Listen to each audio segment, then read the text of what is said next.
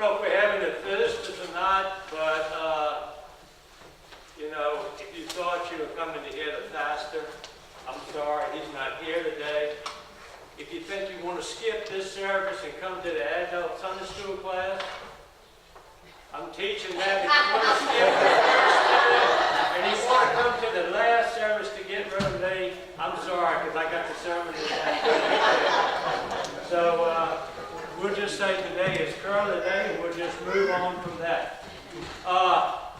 Some 14 years ago, when I first started to come into this church, I sat in church every Sunday like you do, and I stared at that picture. Well, it's just a stained glass window, and Jesus is a focal point, and there's some sheep grazing. And about 6 months ago, during one of Charlie's sermons, I was sitting up here and I started to stare at that picture, and I'm going, wait a minute. For 14 years I've looked at it as just a picture. But that picture has got a hidden meaning. That picture is saying something to each one of us. And today, for the next few minutes, I want to go over what that picture is saying to me. What I see in the picture, and maybe you see something different, and that's great. But we want to talk about this picture. The first thing that I noticed was that it was given in memory of Everett and Noah Bowen. Who's Everett and Noah Bowen? I don't know. So I asked a few people in church, and Everett and Noah Bowen were the grandparents of David Bowen. And they had a son by the name of Everett Bowen. And Everett Bowen gave this picture in their memory.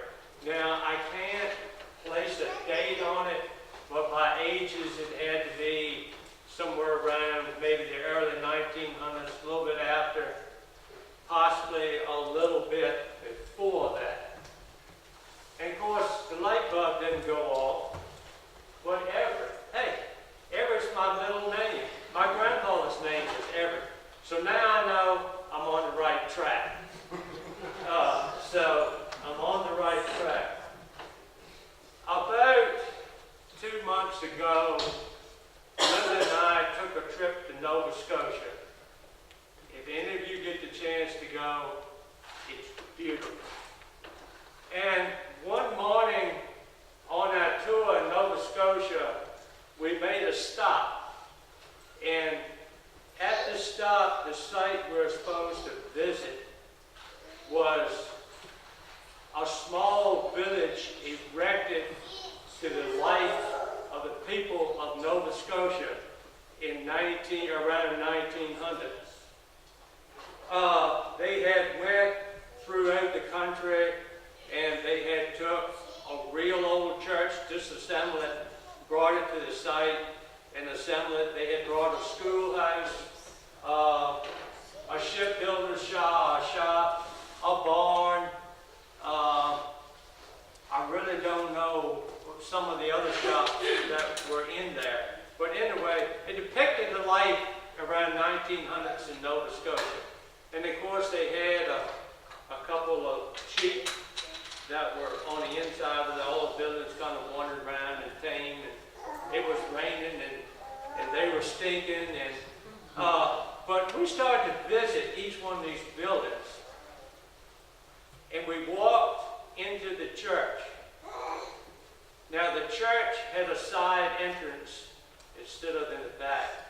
So as I walked in the church, coming in from the left-hand side, as you would look up front, I noticed the pews. The pews were really, really, really old and worn, as if they had been used a lot. The backs did not have solid backs.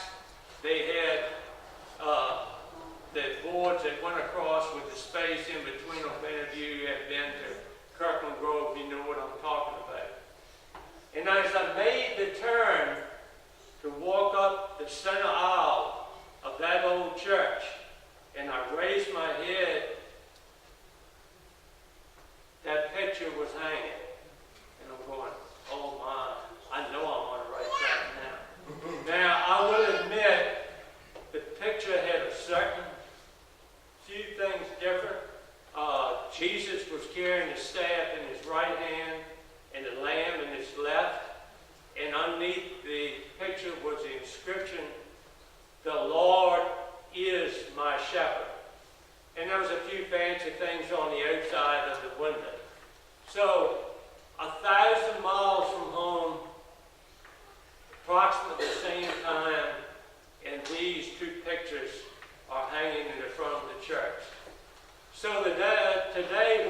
want to do is we want to look at this picture and we want to talk about Jesus as being the shepherd.